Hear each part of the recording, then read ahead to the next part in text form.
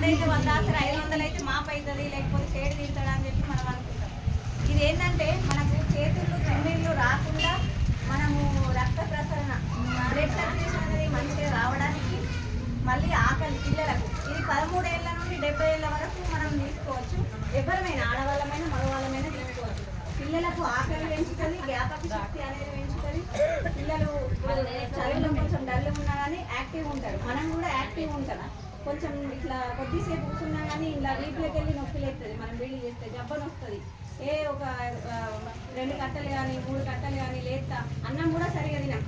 అమ్మ ఇక్కడ మీకు అనిపిస్తున్నాయి కదా కివీ ఫ్రూట్స్, మనం రక్త కణాలు తగ్గితే డెంగ్యూ ఫీవర్ వచ్చినప్పుడు ప్లేట్లెట్స్ తగ్గితే మనకి ఇస్తారు కదా, ఈ ఫ్రూట్స్ తినమని చెప్తారు. చూడరు ఒకసారి.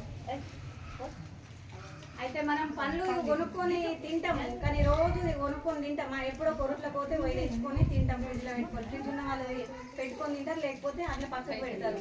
ఇదేందమ్మా ప్రొద్దున లేచిన తర్వాత పరిగెడుపున ఈ క్యాప్ ఉంది కదమ్మా, మనకు గోరువెచ్చని నీళ్ళల్లో చాయ్ గ్లాస్ కంటే కొంచెం పెద్ద గ్లాస్ తీసుకొని